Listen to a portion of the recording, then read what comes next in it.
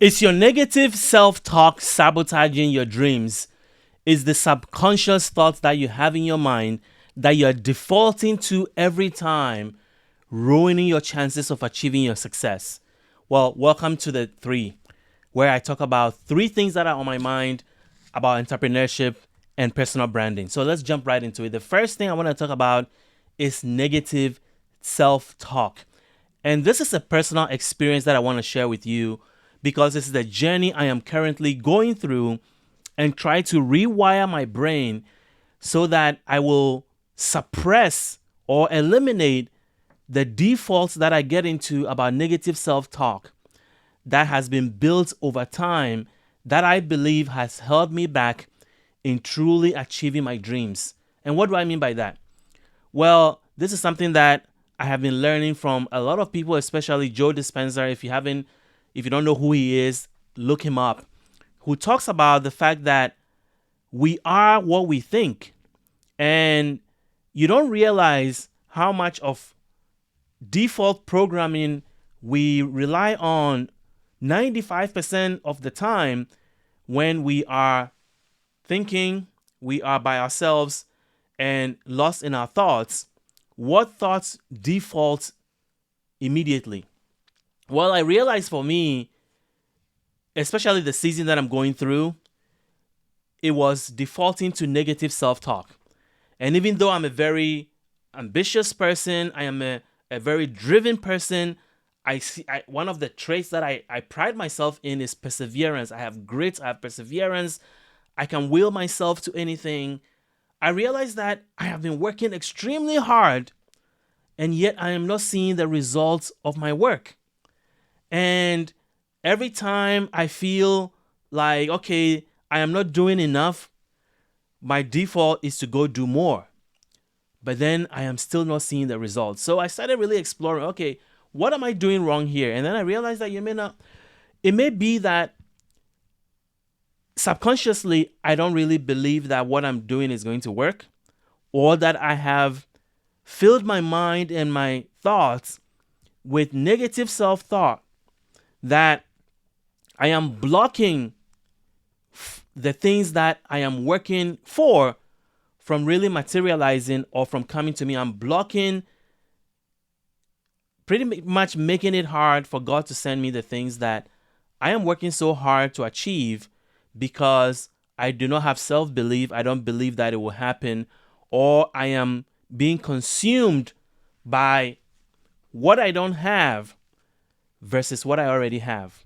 And for me, I realized that the reason why I'm not achieving my goals, the reason why I am working so hard and not getting to where I want to go as fast as I wanted, is because my mind defaults to focusing on what I don't have and subconsciously dwelling on that versus being grateful for what I have, being grateful for what I have achieved, being grateful for how far I have come. And so that holds me back and holds back the things that God can allow to come into my life because I'm not ready to receive them, because I am always stuck in the past and not focused on the present. So what do I mean? Well, I wrote some of the things down about the things that I default to. You know, I look at the fact that, oh, I am 46, about to be 47 in November, and I should have been way ahead now. Look at all the people that I started at the same time. Look at the people that went on a different path of, maybe not entrepreneurship, but went to corporate America. Look at the people, I wanted to go to law school. Maybe I should have gone to law school. Or maybe I should have gone to corporate America and done consulting. Look at all my friends that are now partners in big consulting firms and partners in big law firms and are crushing it. And here I am starting over again. So I get into that mindset. Maybe because I saw a photo on Instagram or Facebook or something that triggered that thought.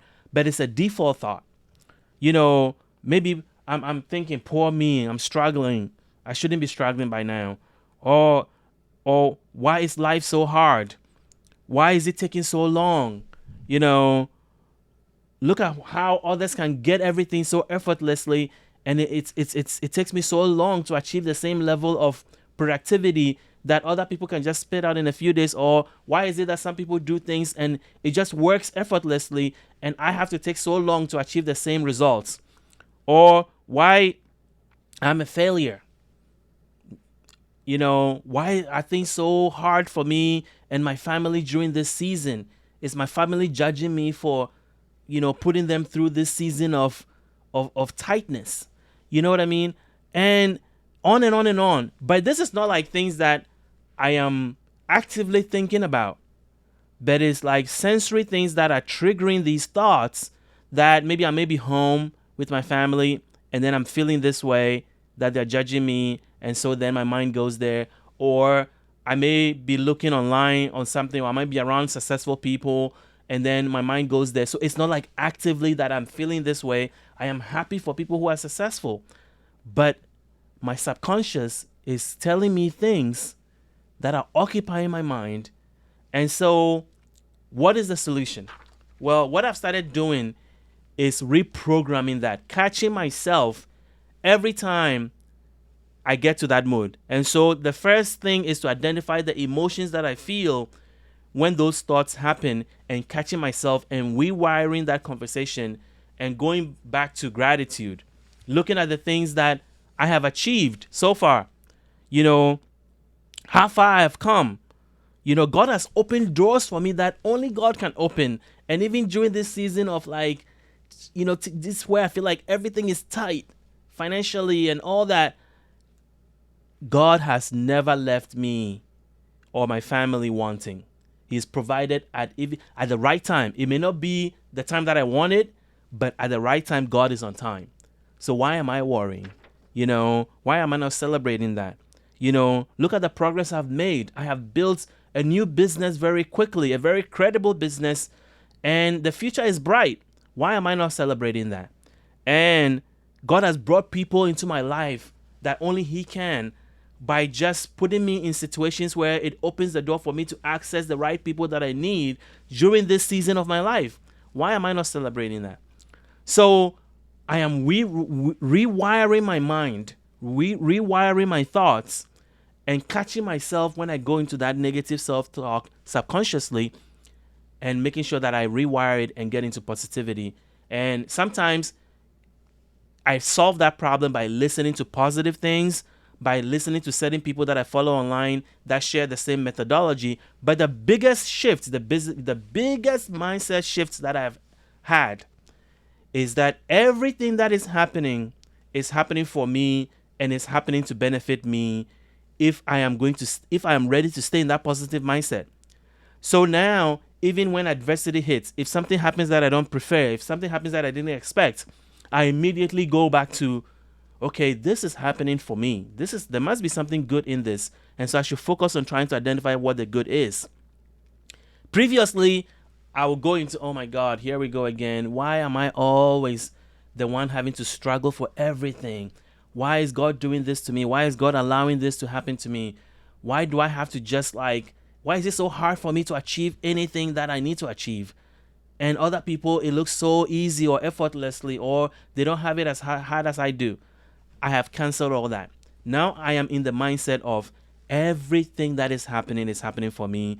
Everything that is happening to benefit me. There must be some good. If God allowed it, it must be for a good purpose. It must be for my own good. And I stay in that mindset and continue to push that narrative and push the negative self-thought back. Now, it is not easy, because you have to identify the emotion that takes you to that negative self-thought, recognize it when it's happening, and then switch to the positivity. This must be good. This must be for me. There must be something good. Even if it looks bad, it's your definition of it. Nothing inherently is bad or good. It's your definition of it. So if you see that it is happening and it must be good for you, then stay in that mindset. It is our definition of things that really attach meaning to it. So you have to put a good meaning to it. You have to say this is positive and stay there and say like it looks bad. People may define it as bad. The world may be telling me it's bad, but this is good for me. And so I'm going to stay there and I'm going to extract, because God is going to reveal to me a way to use this for my own good. And so I'm going to stay in that positive mindset and take advantage of this. So that is the first thing. I know that's long, but I've been really, really, really working on this. And I'm going to continue to update you on how it's going, because this is hard work. But once you rewire your mind and catch yourself and can turn it around, you would unlock a version of you that you've never really known existed. So that's that. So the second thing I want to talk about very quick is about mindset. A lot of us are very scared of getting on camera and creating video content. And I want to give you a mindset shift that is going to help you. And that is focus on your audience, the people you're trying to help. There are people out there that you speaking up, you showing up, you sharing your story, your voice is going to really help them. So when you say me, oh, I don't like how I look. I don't like how I look on camera. I don't like how I sound. I hate how my hair, whatever it is that is holding you back.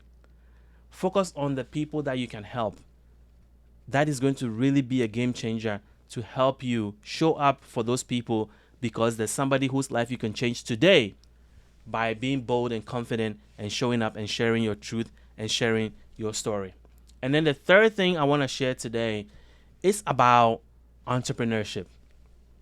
And it's about the long game.